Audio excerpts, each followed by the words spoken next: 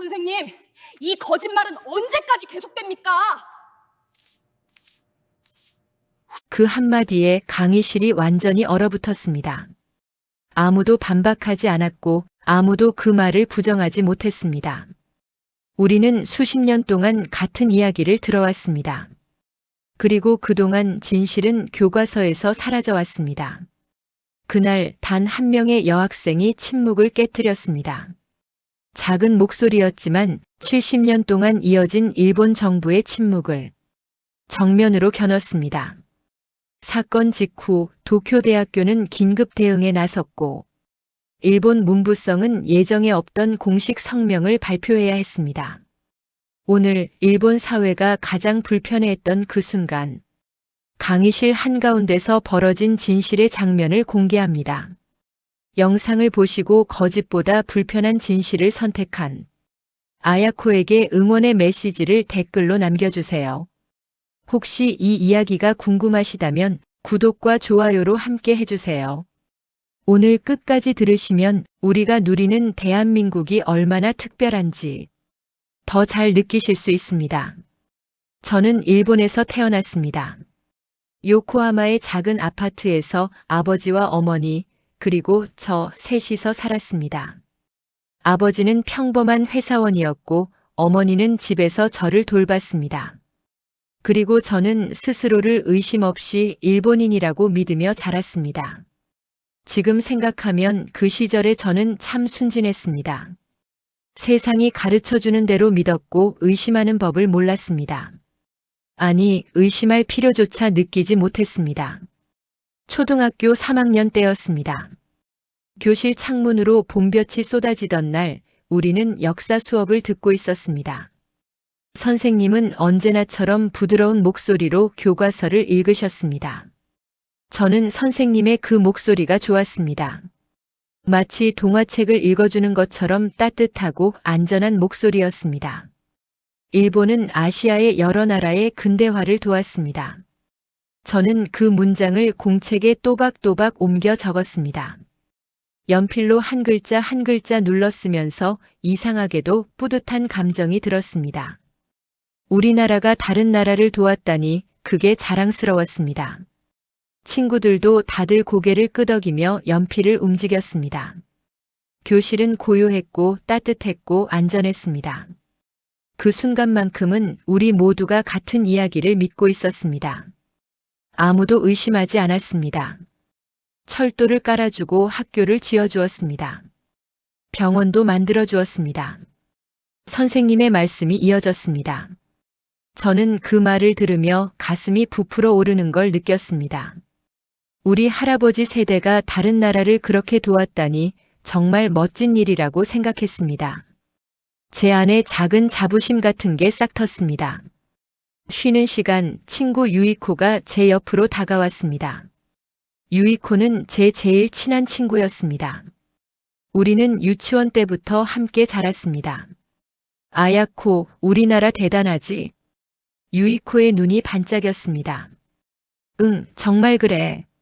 저는 망설임 없이 대답했습니다. 그때의 저는 그 문장들이 세상의 전부인 줄 알았습니다.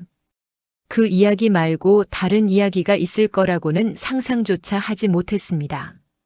집으로 돌아가는 길, 저는 가방 속 교과서를 꺼내 다시 한번 읽었습니다. 햇빛을 받은 교과서 페이지가 하얗게 빛났습니다. 대동아 공영권. 어려운 단어였지만 선생님은 함께 번영하자는 뜻이라고 설명해 주셨습니다. 저는 그 말을 소리내어 중얼거렸습니다. 함께 번영하자. 얼마나 좋은 말입니까? 저는 그 말이 진심으로 좋았습니다. 아무 이유 없이 그냥 믿었습니다. 그날 저녁 저는 식탁에 앉아 신이 나서 어머니에게 물었습니다. 엄마, 우리 할아버지도 다른 나라를 도와주셨어? 그 순간 어머니의 손이 멈췄습니다.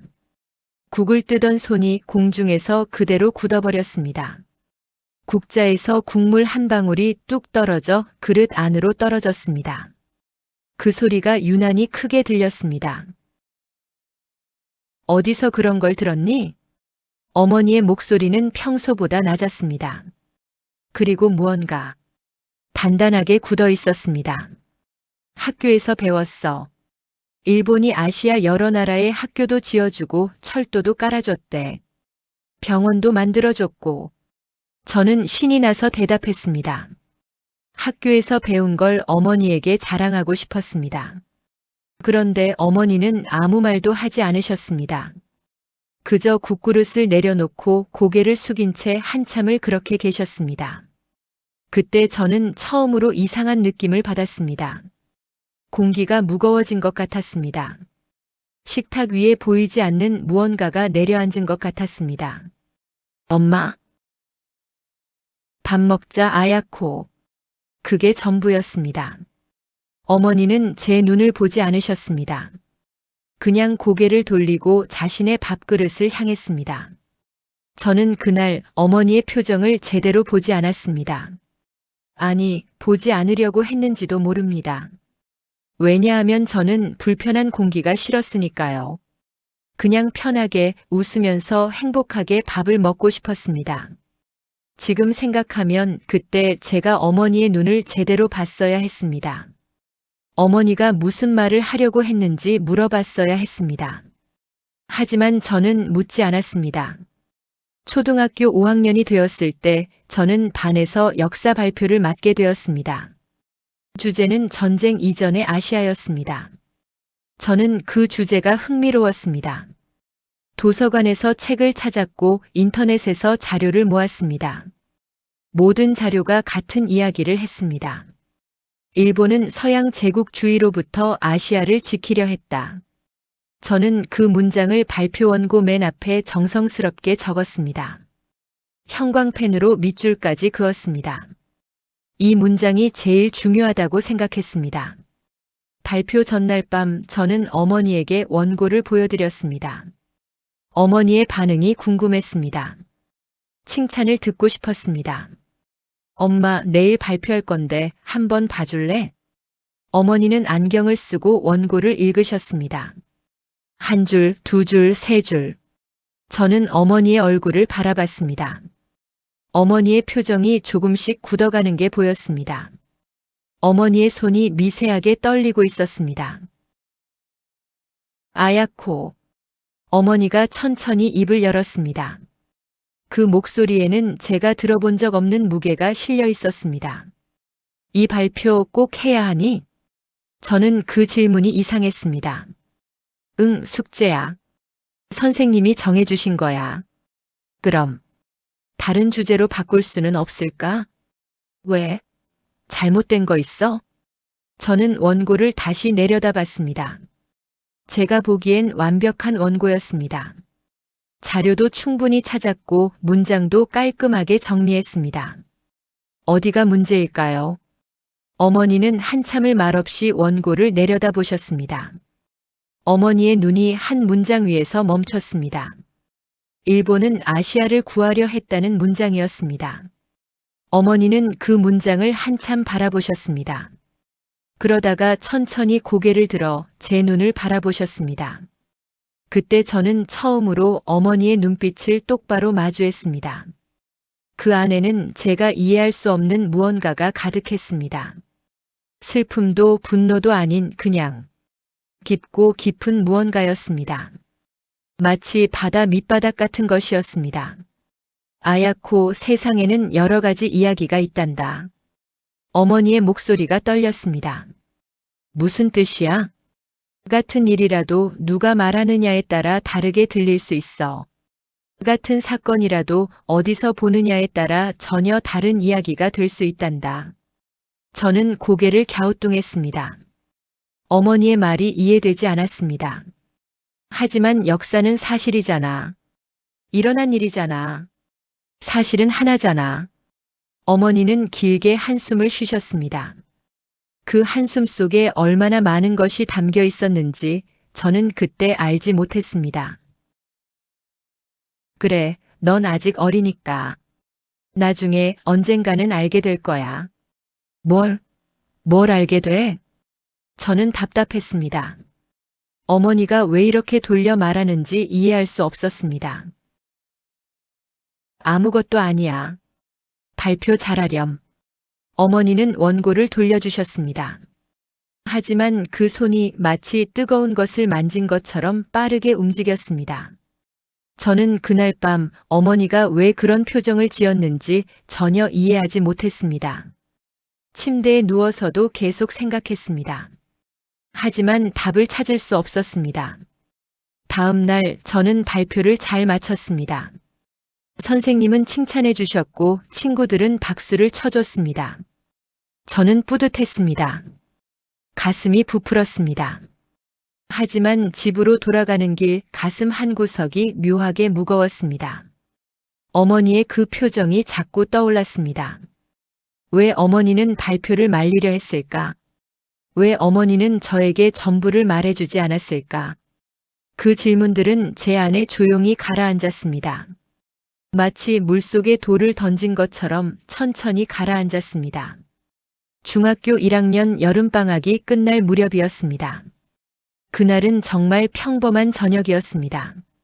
저는 텔레비전을 보고 있었고 어머니는 부엌에서 설거지를 하고 계셨습니다.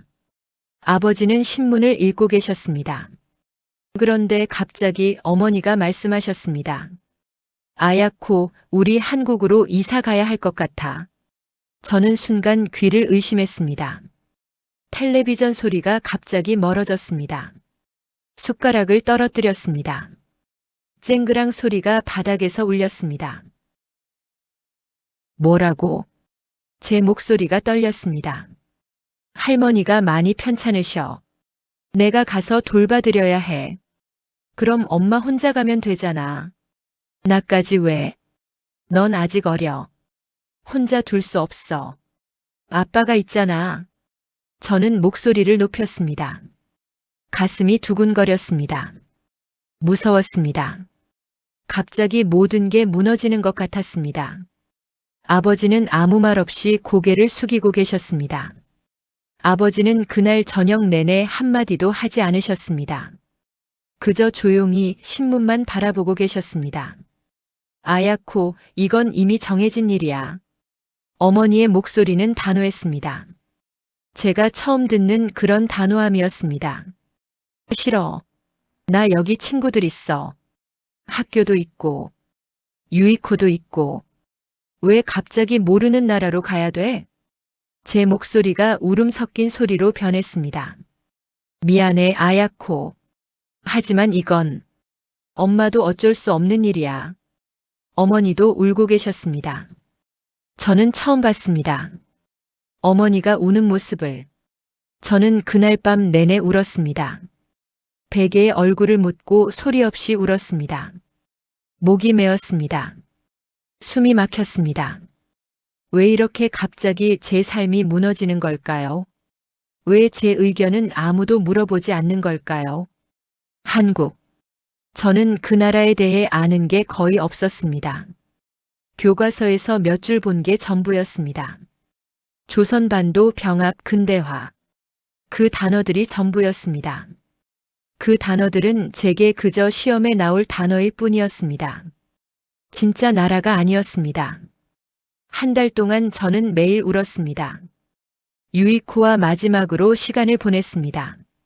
우리는 함께 영화를 보러 갔고 아이스크림을 먹었고 공원을 걸었습니다. 그리고 그때마다 저는 울었습니다. 아야코, 울지 마. 우리 꼭 다시 만날 수 있을 거야. 유이코도 울었습니다. 우리는 둘 다 울면서 거짓말인 줄 알면서도 꼭 다시 만나자고 말했습니다. 나리타 공항에 섰을 때 저는 현실이 아닌 것 같았습니다. 이게 꿈이었으면 좋겠다고 생각했습니다. 곧 깨어나서 제 방에서 유이코의 전화를 받고 평범한 하루를 시작했으면 좋겠다고 생각했습니다. 친구들이 배웅을 나왔습니다. 유이코는 울면서 제 손을 꽉 잡았습니다. 아야코, 꼭 연락해. 약속이야. 매일 메시지 보내줘. 응. 저는 고개를 끄덕였지만 목소리가 나오지 않았습니다. 목이 꽉 막힌 것 같았습니다. 게이트를 지날 때 저는 뒤를 돌아봤습니다. 친구들이 손을 흔들고 있었습니다. 저는 손을 들어 흔들었습니다. 그게 제가 일본에서 한 마지막 인사였습니다. 제가 태어나고 자란 일본이 점점 멀어지고 있었습니다. 비행기 창밖으로 요코하마의 불빛들이 작아졌습니다. 제가 걷던 길, 제가 다니던 학교, 제가 살던 집, 모든 게 점점 작아지고 희미해졌습니다. 저는 그때 처음으로 어머니의 손을 꼭 잡았습니다. 어머니의 손은 차가웠습니다. 얼음처럼 차가웠습니다. 그리고 미세하게 떨리고 있었습니다. 엄마 무서워. 나도 무서워 아야코. 어머니가 작은 목소리로 대답하셨습니다. 그건 어머니가 처음으로 저에게 보여준 약한 모습이었습니다. 어머니도 무서워하고 계셨습니다. 그 사실이 저를 더 무섭게 만들었습니다. 인천공항에 도착했을 때 저는 말 그대로 얼어붙었습니다. 간판들이 모두 읽을 수 없는 글자였습니다. 한글. 저는 한글을 몇 글자밖에 몰랐습니다. 사람들이 하는 말이 전혀 알아듣지 못할 소리였습니다. 빠르고 낯설고 무서운 소리였습니다. 공항 밖으로 나갔을 때 공기마저 달랐습니다. 냄새가, 소리가, 빛깔이 모든 게 낯설었습니다. 저는 어머니의 손을 더 세게 잡았습니다. 저기 할머니 계셔. 어머니가 누군가를 가리켰습니다. 작고 허리 굽은 할머니가 저를 보며 손을 흔들고 계셨습니다. 저는 그분이 제 외할머니라는 걸 사진으로밖에 본 적이 없다는 걸 깨달았습니다. 아야코야. 어머, 이렇게 컸구나. 할머니는 어설픈 일본어로 말씀하셨습니다. 할머니의 눈에서 눈물이 흘렀습니다. 저는 어색하게 고개를 숙였습니다. 할머니를 뭐라고 불러야 할지도 몰랐습니다. 그날 밤 저는 낯선 집 낯선 방에서 잠을 청했습니다. 방은 작았습니다. 일본 집보다 훨씬 작았습니다. 창밖에서는 한국어 대화 소리가 들려왔습니다. 저는 그 소리를 이해할 수 없었습니다. 마치 다른 행성에 온 것 같았습니다. 저는 이불을 뒤집어 쓰고 또 울었습니다. 조용히 소리 없이 울었습니다. 어머니가 들을까봐 입을 막고 울었습니다. 서울의 한 중학교로 전학을 갔습니다. 3월이 아닌 9월 학기 중간에 온 전학생. 일본에서 온 아이. 한국어를 거의 못하는 아이. 첫날 담임 선생님이 저를 교실 앞에 세웠습니다. 교실 문을 열었을 때 모든 시선이 저에게로 쏠렸습니다. 저는 숨이 막혔습니다. 여러분, 새 친구 소개할게요. 일본에서 온 미즈하라 아야코예요. 선생님의 발음이 어색했습니다. 미즈하라가 아니라 미주하라처럼 들렸습니다. 아이들이 저를 바라봤습니다. 호기심 반 경계 반. 누군가 속삭이는 소리가 들렸습니다. 일본인이래. 진짜? 쟤 완전 일본애네. 일본말밖에 못한대. 저는 얼굴이 화끈거렸습니다. 귀가 뜨거웠습니다. 손바닥에 땀이 났습니다. 자리에 앉았을 때 옆자리 여자아이가 조심스럽게 말을 걸었습니다. 안녕. 나는 지은이야. 저는 어설픈 한국어로 대답했습니다. 안녕하세요. 말 되게 귀엽게 하네. 괜찮아, 천천히 배우면 돼. 지은이는 웃었습니다. 하지만 그 웃음이 왠지 제게는 동정처럼 느껴졌습니다. 불쌍한 아이를 보는 것 같은 웃음이었습니다. 점심시간 저는 혼자 구석 자리에 앉았습니다. 다른 아이들은 무리지어 웃고 떠들었습니다. 그들의 웃음소리가 마치 다른 세상의 소리 같았습니다. 저는 그 무리에 끼지 못했습니다. 언어가 문제가 아니었습니다. 그냥 제가 여기 속하지 않는다는 걸 몸으로 느꼈습니다. 피부로 뼈로 느꼈습니다. 방과 후 저는 혼자 집으로 돌아왔습니다. 골목길을 걷는데 누군가 제 뒤에서 말했습니다. 야, 쟤 일본 애 맞지? 맞아, 아까 자기소개할 때 봤어. 저는 걸음을 빨리 했습니다. 가슴이 쿵쾅거렸습니다. 야, 일본말로 뭐라고 해봐. 웃음소리가 들렸습니다. 조롱하는 웃음이었습니다. 저는 뛰기 시작했습니다. 가방이 등에서 털썩털썩 소리를 냈습니다. 집 대문을 열고 들어갔을 때 저는 숨이 턱까지 차올랐습니다. 심장이 터질 것 같았습니다. 어머니가 부엌에서 나오셨습니다. 아야코, 학교 어땠어? 괜찮았어요. 저는 거짓말을 했습니다. 어머니를 걱정시키고 싶지 않았습니다. 방으로 들어가 문을 닫았습니다. 그리고 바닥에 주저앉았습니다. 무릎을 끌어안고 한참을 그렇게 앉아 있었습니다. 책상 앞에 앉아 일본어 교과서를 펼쳤습니다. 익숙한 글자들이 저를 위로했습니다. 이 글자들만은 저를 배신하지 않았습니다. 그날 밤 저는 유이코에게 메시지를 보냈습니다. 여기 너무 힘들어. 빨리 일본 돌아가고 싶어. 나 여기서 죽을 것 같아. 답장은 다음 날 아침에 왔습니다. 힘내, 아야코. 금방 적응할 거야. 넌 잘할 수 있어. 너는 강한 애야. 하지만 저는 적응하고 싶지 않았습니다. 이곳은 제 세계가 아니었으니까요. 저는 여기 있어서는 안 되는 사람이었습니다. 한 달이 지났습니다. 저는 조금씩 한국어를 배웠습니다. 간단한 대화는 할 수 있게 되었습니다. 안녕하세요, 감사합니다, 죄송합니다. 하지만 여전히 저는 이방인이었습니다. 아이들은 친절했습니다. 하지만 그 친절 너머로 미묘한 거리가 느껴졌습니다. 마치 유리벽이 있는 것 같았습니다. 보이지 않지만 분명히 존재하는 벽이었습니다. 너 일본에서는 뭐 배웠어? 우리랑 다른 거 있어? 일본 학교는 어때? 질문들이 쏟아질 때마다 저는 조심스럽게 대답했습니다. 왜냐하면 저는 무엇이 잘못된 대답인지 알 수 없었으니까요. 어떤 말이 이 아이들을 불편하게 만들지 알 수 없었습니다. 10월 어느 날 역사 수업 시간이었습니다. 선생님이 교과서를 펼치셨습니다. 오늘은 일제강점기에 대해 배우겠습니다. 그 단어를 들은 순간 제 심장이 쿵 내려앉았습니다. 일제강점기. 일본에서는 그런 단어를 배운 적이 없었습니다. 저는 그 단어 자체를 처음 들었습니다. 1910년부터 1945년까지 일본은 한국을 식민 지배했습니다. 선생님의 목소리가 교실에 울렸습니다. 저는 교과서를 천천히 펼쳤습니다. 손이 떨렸습니다. 페이지마다 사진들이 있었습니다. 낯선 사진들이었습니다. 일본 교과서에서는 본 적 없는 사진들이었습니다. 토지 조사 사업을 통해 농민들의 땅을 빼앗았고, 제 손이 더 세게 떨리기 시작했습니다. 교과서를 잡은 손이 덜덜 떨렸습니다.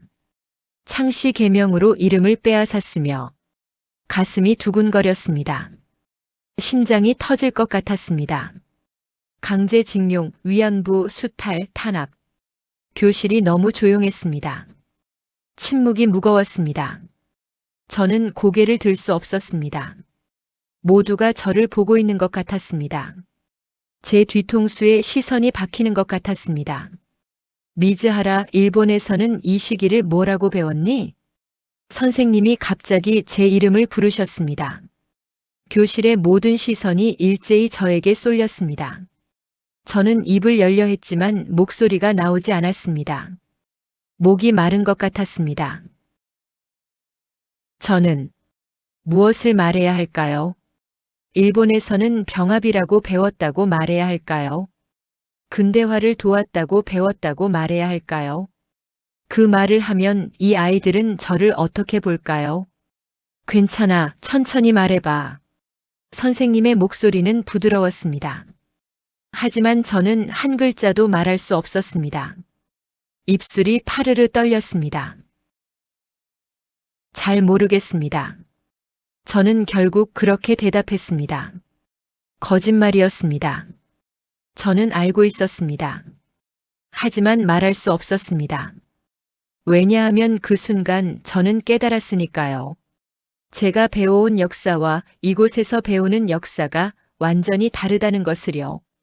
쉬는 시간 아무도 제게 말을 걸지 않았습니다. 지은이마저도 조용히 자리를 떠났습니다. 저는 혼자 남겨졌습니다. 교실 한가운데서 혼자였습니다. 저는 교과서를 다시 펼쳤습니다. 한 장 한 장. 제가 일본에서 본 적 없는 문장들이 가득했습니다. 수탈, 착취, 억압, 저항, 독립운동, 고문, 학살. 그 단어들이 제 눈앞에서 춤을 췄습니다. 흔들렸습니다. 눈물이 핑 돌았습니다. 방과 후 저는 도서관에 갔습니다. 한국 근현대사 책을 찾았습니다. 손이 떨렸지만 책을 꺼냈습니다. 책을 펼쳤습니다. 사진이 있었습니다. 독립운동가들의 사진, 감옥에 갇힌 사람들의 사진, 고문당한 사람들의 사진, 폐허가 된 마을의 사진, 울고 있는 사람들의 사진. 저는 책장을 넘길 수 없었습니다. 손이 떨렸습니다. 왜냐하면 그 사진 속 군복이 제가 할아버지 사진에서 본 것과 똑같았으니까요. 똑같은 군복이었습니다. 저는 책을 덮었습니다. 숨을 쉴 수 없었습니다. 가슴이 조여왔습니다. 도서관을 뛰쳐나갔습니다. 학교 뒷문으로 나가 아무도 없는 벤치에 앉았습니다. 하늘을 올려다봤습니다. 구름이 천천히 흘러갔습니다. 세상은 아무렇지도 않게 돌아가고 있었습니다. 그날 저는 처음으로 스스로에게 물었습니다. 내가 일본에서 배운 것은 무엇이었을까? 내가 자랑스럽게 생각했던 그 역사는 진짜였을까? 아니면 그건 거짓이었을까? 그럼 저는 거짓을 믿고 살아온 걸까? 저는 그 질문을 끝까지 하지 못했습니다. 왜냐하면 그 답이 너무 무서웠으니까요. 그 답을 안다는 것은 제 지난 삶 전부를 부정하는 것 같았으니까요. 집으로 돌아가는 길 저는 어머니를 떠올렸습니다. 초등학교 때 발표를 말리던 어머니. 세상에는 여러 가지 이야기가 있단다. 그때 어머니가 하려던 말이 이것이었을까요? 대문을 열고 들어갔을 때 어머니가 마당에 계셨습니다. 아야코 왔구나. 저녁 곧 할게. 엄마. 응? 엄마는 왜 아무 말도 안 해줬어? 어머니의 손이 멈췄습니다. 무슨 말? 역사. 일본이 한국한테 한 일. 왜 아무 말도 안 해줬어? 제 목소리가 떨렸습니다. 울음이 터질 것 같았습니다. 어머니는 천천히 고개를 돌려 저를 바라보셨습니다.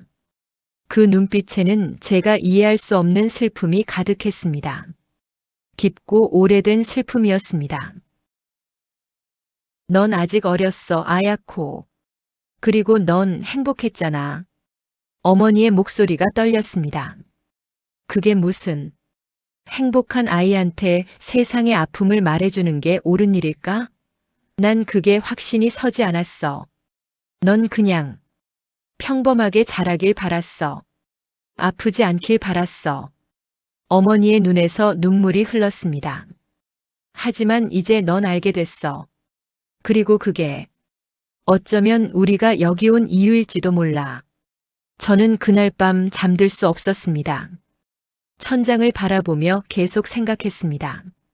제가 믿어온 것들이 하나씩 무너지고 있었습니다. 마치 쌓아놓은 블록이 천천히 무너지는 것 같았습니다. 다음 날 역사 시간 선생님이 또 질문하셨습니다. 일본이 한국에 철도를 놓은 이유가 뭘까요? 한 학생이 손을 들었습니다. 자원을 수탈하기 위해서요. 선생님이 고개를 끄덕이셨습니다. 맞아요. 한국의 쌀과 자원을 일본으로 실어 나르기 위해서였죠. 저는 공책에 그 문장을 적었습니다. 제 손글씨가 흔들렸습니다. 일본 교과서에서는 근대화를 돕기 위해라고 적혀 있었습니다. 같은 철도. 완전히 다른 이유. 저는 연필을 놓았습니다. 그리고 교과서를 천천히 덮었습니다. 더 이상 읽을 수 없었습니다. 왜냐하면 한 글자 한 글자가 제 안에 있던 무언가를 부수고 있었으니까요. 제가 믿어왔던 모든 것을 부수고 있었습니다. 쉬는 시간 저는 화장실로 갔습니다. 거울 앞에 섰습니다. 거울 속 제 얼굴을 바라봤습니다. 낯선 얼굴이었습니다. 나는 누구지? 작은 목소리로 물었습니다. 대답은 없었습니다. 거울 속 얼굴도 대답하지 않았습니다. 저는 그날 처음으로 제 정체성이 흔들리는 걸 느꼈습니다. 일본인도 한국인도 아닌 그 중간 어디쯤에 떠 있는 기분이었습니다. 아무것도 아닌 존재가 된 것 같았습니다. 집으로 돌아와 저는 오래된 상자를 꺼냈습니다. 할아버지 사진이 들어있는 상자였습니다. 사진 속 할아버지는 군복을 입고 계셨습니다. 저는 그 사진을 한참 바라봤습니다. 할아버지는 어디에 계셨을까요? 무엇을 하셨을까요? 누구를 마주하셨을까요? 저는 사진을 다시 상자에 넣었습니다. 더 이상 볼 수 없었습니다. 너무 무서웠습니다. 저는 그날 밤 일기를 썼습니다. 일본어로 썼습니다. 오늘 나는 내가 배워온 모든 것이 거짓일지도 모른다는 생각을 했다. 하지만 그게 거짓이라면 나는 지금까지 무엇을 믿고 살아온 걸까? 나는 누구인 걸까? 나는 거기까지 쓰고 저는 멈췄습니다. 다음 문장을 쓸 수 없었습니다. 왜냐하면 저 스스로도 제가 누군지 알 수 없었으니까요.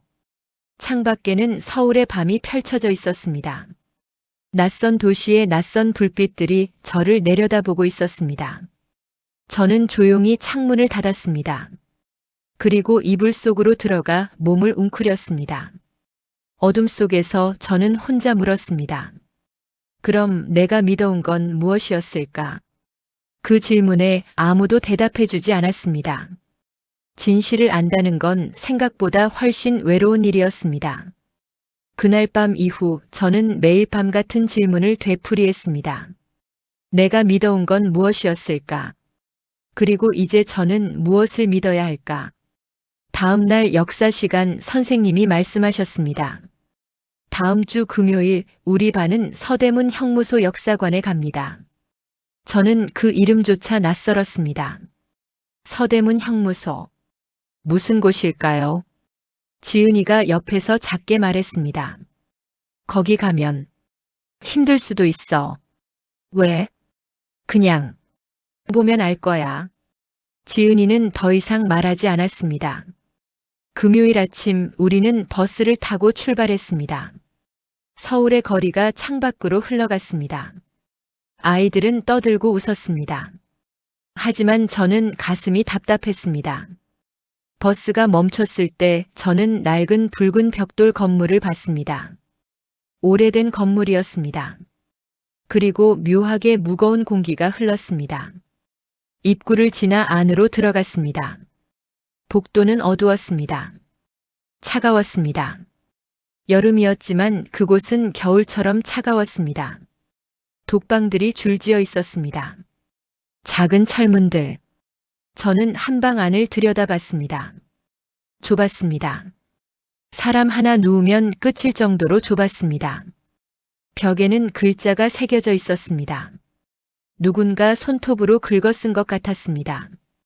이곳에서 많은 독립운동가들이 고문당하고 죽어갔습니다. 해설사의 목소리가 복도에 울렸습니다. 저는 숨이 막혔습니다. 다음 방으로 갔습니다. 고문 도구들이 전시되어 있었습니다. 쇠사슬, 몽둥이, 물고문 기구. 저는 그것들을 볼 수 없었습니다. 고개를 돌렸습니다. 벽에 사진들이 걸려 있었습니다. 독립운동가들의 사진이었습니다. 얼굴이 멍들고 부은 사진들이었습니다. 한 사진 속 남자는 눈을 뜰 수조차 없을 정도로 얼굴이 부어 있었습니다. 저는 그 앞에서 한참을 섰습니다. 움직일 수 없었습니다. 그리고 그때 저는 봤습니다. 사진 옆 설명문에 고문 담당 일본 헌병이라는 글자가 있었습니다. 그리고 그 아래 작은 사진이 있었습니다. 군복을 입은 일본인의 사진이었습니다. 그 군복이 할아버지 사진 속 군복과 같았습니다. 저는 그 자리에서 얼어붙었습니다. 다리에 힘이 풀렸습니다. 벽에 손을 짚었습니다. 괜찮아? 지은이가 제 팔을 잡았습니다. 응, 괜찮아. 저는 거짓말을 했습니다. 전혀 괜찮지 않았습니다. 밖으로 나왔을 때 햇빛이 눈부셨습니다. 하지만 저는 추웠습니다. 몸이 떨렸습니다.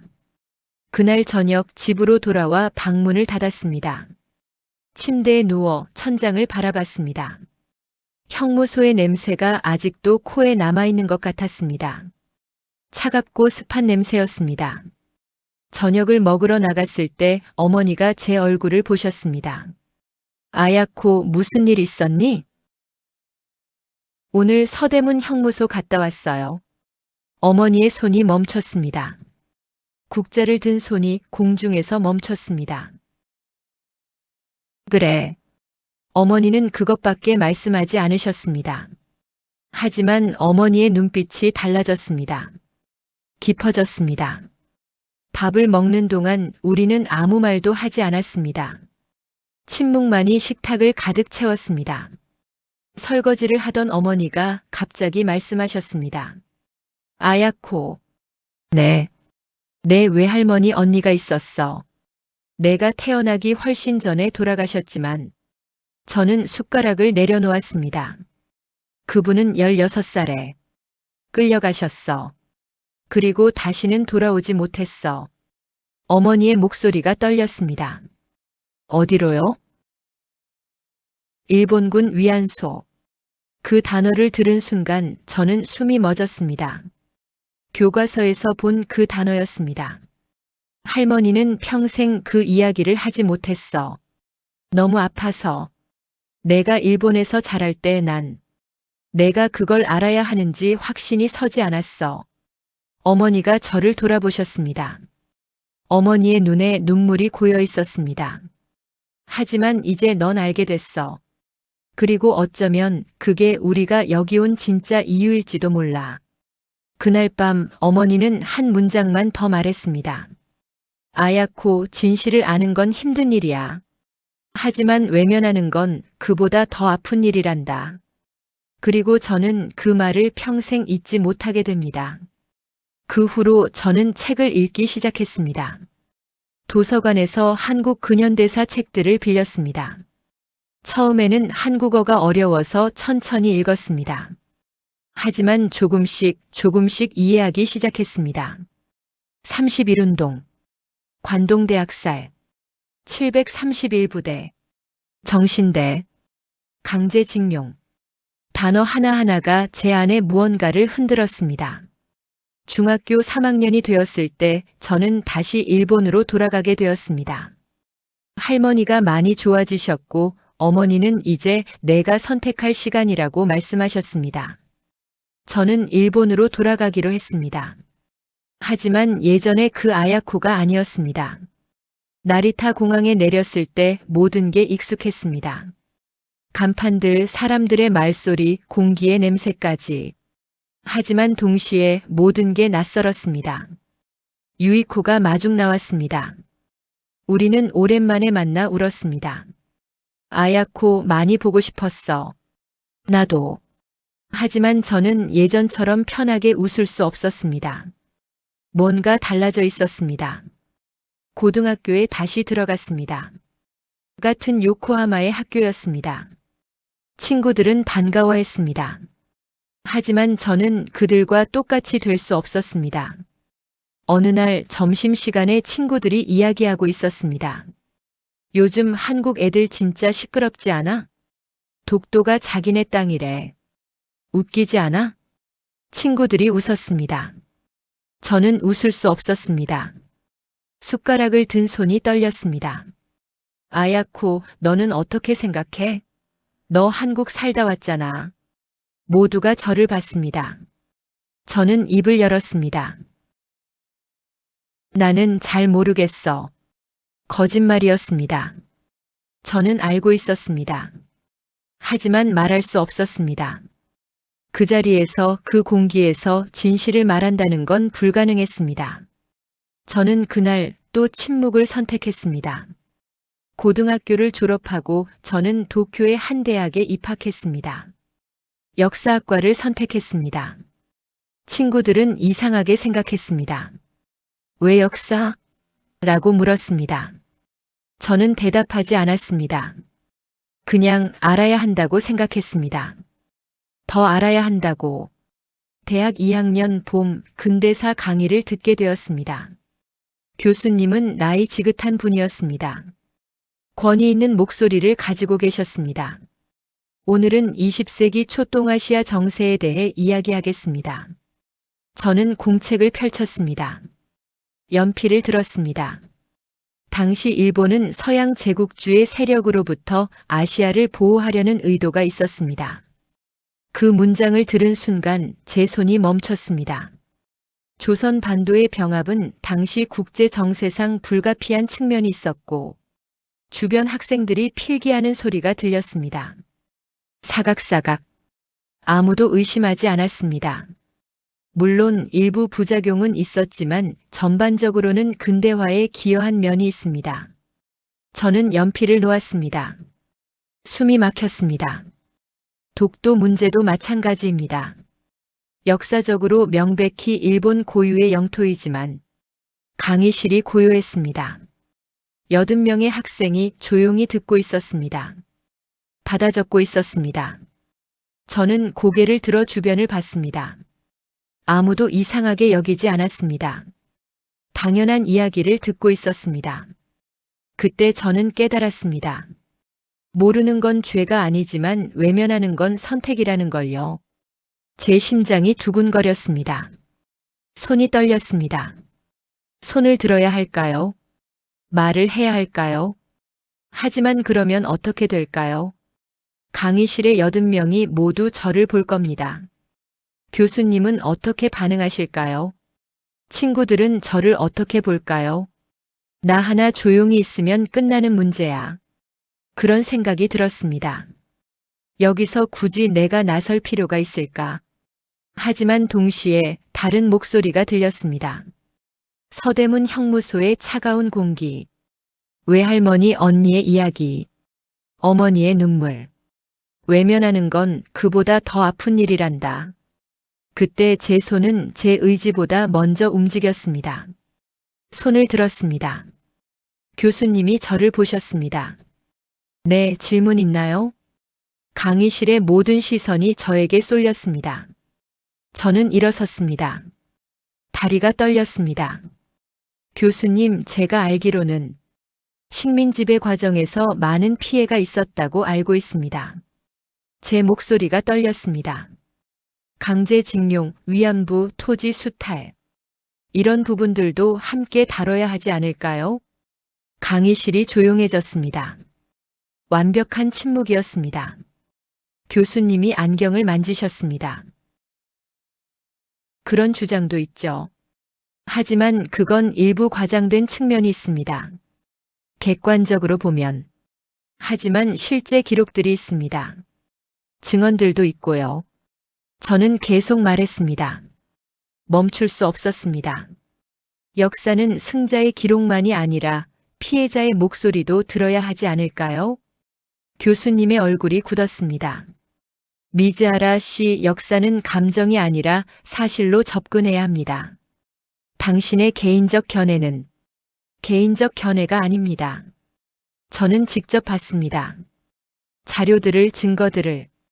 제 목소리가 커졌습니다. 저는 제 자신에게 놀랐습니다. 교수님은 한참을 저를 바라보시다가 책을 닫으셨습니다. 오늘 강의는 여기까지 하겠습니다. 교수님이 강의실을 나가셨습니다. 학생들도 하나둘 일어나기 시작했습니다. 저는 그 자리에 서 있었습니다. 온몸이 떨렸습니다. 아무도 저에게 말을 걸지 않았습니다. 다들 저를 피해 지나갔습니다. 마치 보이지 않는 사람처럼 저를 무시하고 지나갔습니다. 강의실에 혼자 남았을 때 저는 주저앉았습니다. 의자에 털썩 앉아 고개를 숙였습니다. 무엇을 한 걸까요? 저는 지금 무엇을 한 걸까요? 일주일 후 학과 사무실에서 연락이 왔습니다. 미즈하라 아야코 씨 학과장님이 면담을 요청하셨습니다. 저는 떨리는 다리로 학과장실로 갔습니다. 문을 두드렸습니다. 들어오세요. 학과장님은 서류를 보고 계셨습니다. 앉으세요, 미즈하라 씨. 저는 조심스럽게 앉았습니다. 근대사 강의에서 있었던 일 알고 있습니다. 네. 교수님이 불편해하셨어요. 학생이 수업 분위기를 해쳤다고. 제 손이 떨렸습니다. 당신의 의견을 존중합니다. 하지만 표현 방식에 문제가 있었어요. 대학에는 질서가 있습니다. 죄송합니다. 제 목소리가 작아졌습니다. 봉사 30시간이 부과됩니다. 그리고 앞으로는 조심하세요. 저는 고개를 숙였습니다. 네. 방을 나왔을 때 복도가 텅 비어 있었습니다. 저는 그 긴 복도를 혼자 걸었습니다. 발소리만 울렸습니다.